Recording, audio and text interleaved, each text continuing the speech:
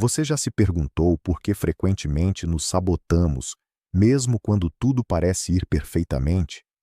Aquela voz interna que insiste em questionar, duvidar e, às vezes, destruir o que construímos. É um dilema universal, mas poucos escritores se atreveram a explorar as profundezas desse conflito como Fyodor Dostoiévski. Em Memórias do Subsolo, Dostoiévski nos apresenta a um protagonista peculiar que vive isolado, envolto em suas próprias reflexões tortuosas e contradições. Não é apenas um personagem, é o espelho da nossa própria condição humana, aquela parte de nós que preferimos ignorar. Sua confissão começa com uma declaração impactante: sou um homem doente, um homem mau, um homem desagradável. Como não sentir um arrepio ao perceber que todos carregamos, em maior ou menor grau, esse subsolo dentro de nós? Dostoiévski escreveu este livro em um contexto específico, a Rússia do século XIX, uma época marcada pela ascensão de ideias como o racionalismo extremo e o niilismo. Mas, ao fazê-lo, criou uma obra atemporal que transcende os limites de sua época e fala diretamente às angústias do homem moderno. Vivemos em um mundo que nos promete felicidade instantânea, onde tudo deve ser otimizado e calculado. Mas, e se o que realmente nos define não for a busca pelo conforto, mas o desejo irracional de afirmar nossa própria individualidade, mesmo à custa do sofrimento? Nessa jornada pelo subsolo da alma humana, Dostoiévski nos desafia a confrontar verdades que evitamos. Por que sentimos prazer no sofrimento? Por que resistimos às fórmulas que prometem resolver todos os nossos problemas? E, sobretudo, somos realmente livres ou simplesmente obedecemos a impulsos que nem sequer compreendemos? Prepare-se para mergulhar na obra que Friedrich Nietzsche descreveu como uma das análises mais brilhantes da psicologia humana. O homem do subsolo não é apenas um aviso, é um convite a olhar para dentro de nós mesmos e enfrentar o abismo que habita em nosso interior.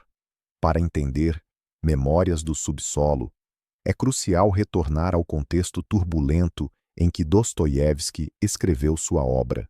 A Rússia do século XIX estava em ebulição.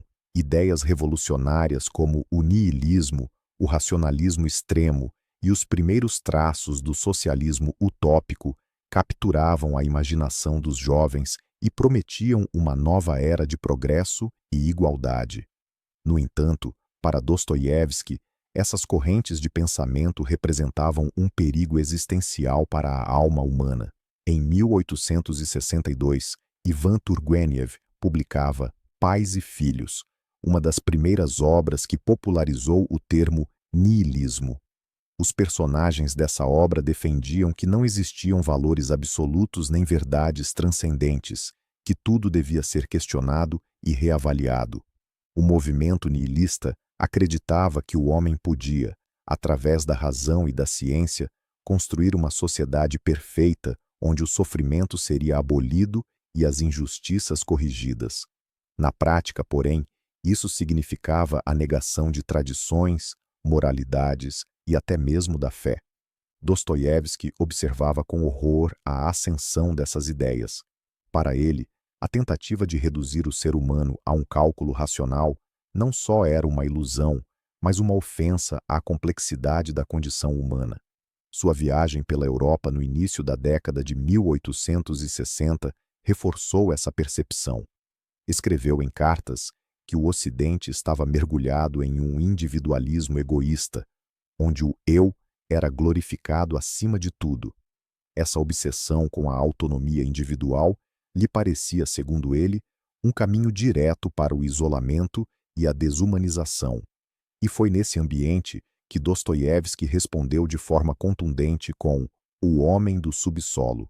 Escreveu Memórias do Subsolo como uma crítica direta à obra Que Fazer, de Nikolai Chernyshevsky, um dos maiores defensores do socialismo utópico na Rússia. Segundo a visão de Chernyshevsky, o homem era naturalmente bom e se fosse educado para compreender seus verdadeiros interesses, poderia criar uma sociedade perfeita baseada em princípios racionais e utilitários. Para ilustrar sua visão, usava a metáfora do palácio de cristal, um edifício simbólico onde todos os problemas humanos estariam resolvidos. Dostoiévski, no entanto, via esse sonho como uma armadilha perigosa. Acreditava que o homem não era um ser puramente racional e que, ante a tentativa de encaixá-lo em uma fórmula perfeita, inevitavelmente se revelaria. O subsolo em que vive seu protagonista é uma resposta direta ao Palácio de Cristal, um lugar de irracionalidade, sofrimento e contradição, mas também de liberdade genuína. Essa liberdade, para Dostoiévski, era inseparável da fé e da espiritualidade. Ele via o crescente rejeição à religião como uma ameaça para a alma humana. Em suas obras posteriores, como Os Demônios e Os Irmãos Karamazov, expandiria essa crítica, associando o ateísmo com a ascensão de estados totalitários e a perda da individualidade. O subsolo, portanto, é tanto um espaço físico como uma metáfora do dilema espiritual de uma sociedade que abandonou a Deus.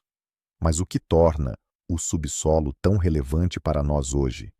Em um mundo onde o progresso é idolatrado e a ciência promete soluções para tudo, não estaremos repetindo os mesmos erros que Dostoiévski tentou nos advertir? Essa pergunta nos leva ao próximo ponto: o homem do subsolo como reflexo da nossa própria condição humana. Sou um homem doente. Sou um homem rancoroso. Sou um homem desagradável. Assim começa a confissão do protagonista de Memórias do Subsolo. Esse homem sem nome, vivendo em isolamento, é uma das personificações mais emblemáticas da condição humana. É contraditório, hiperlúcido e autodestrutivo, e suas reflexões nos obrigam a confrontar o que há de mais perturbador em nós mesmos. O homem do subsolo não age como os outros personagens da literatura de sua época, nem busca redenção, nem justifica suas falhas. Ao contrário, as abraça. Essa brutal honestidade é o que o torna tão desconcertante e fascinante. Dostoiévski o descreve como um homem paralisado por sua consciência. Pensa demais, sente demais, e por isso é incapaz de agir. Segundo sua visão, o homem de ação, aquele que age sem duvidar, leva uma existência superficial, enquanto ele, por ser consciente, está condenado à inércia e ao sofrimento. Essa hiperlucidez é descrita como uma doença, mas também como uma forma de liberdade. Para o homem do subsolo, a capacidade de refletir sobre suas decisões, mesmo quando não são racionais, é uma maneira de afirmar sua individualidade.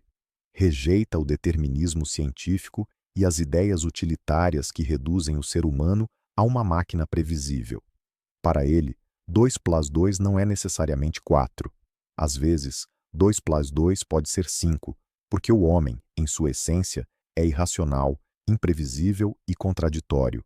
Dostoiévski utiliza seu protagonista para explorar a dualidade entre razão e instinto, liberdade e caos. O subsolo, nesse sentido, é tanto um espaço de encerramento como de libertação. É a metáfora perfeita do estado de alienação e isolamento que sentimos ao nos tornarmos excessivamente autoconscientes. Quem nunca experimentou um momento de paralisia ao pensar demais em algo simples? Ou, pior ainda, quem nunca se sabotou, mesmo sabendo que estava agindo contra seus próprios interesses? O conflito interno do protagonista é também uma luta contra o vazio existencial. Dostoiévski critica ferozmente o homem de ação, mas ao mesmo tempo inveja sua simplicidade. Reconhece que sua inteligência o coloca em um estado de superioridade, mas essa mesma inteligência o impede de encontrar satisfação. Essa ambiguidade é o que torna o homem do subsolo tão humano. É uma mistura de orgulho e autodesprezo, de rebeldia e conformismo, de racionalidade e caos. Dostoiévski também nos apresenta uma visão sombria da relação entre a consciência e o sofrimento. Para o homem do subsolo, pensar demais é uma maldição. Encontra prazer no sofrimento, uma espécie de masoquismo psicológico que o diferencia dos demais. O homem é apaixonado pelo sofrimento, escreve ele, sugerindo que o sofrimento não é só inevitável, mas essencial para a experiência humana. Sem ele, não há crescimento, não há profundidade, não há liberdade.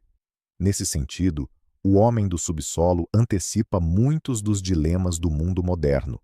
Vivemos em uma era de abundante informação, onde constantemente somos incentivados a refletir e analisar cada aspecto de nossas vidas. Mas, ao mesmo tempo, essa hipervigilância pode nos aprisionar em ciclos de dúvida e autossabotagem. Estamos mais conectados do que nunca, mas também mais isolados, mais conscientes de nossas falhas, mas incapazes de superá-las. Dostoiévski nos convida à reflexão. Será que o sofrimento é realmente um preço necessário para a liberdade? Será que, ao rejeitar o subsolo dentro de nós, estamos nos afastando da nossa própria humanidade? Continua na próxima resposta devido ao limite de caracteres.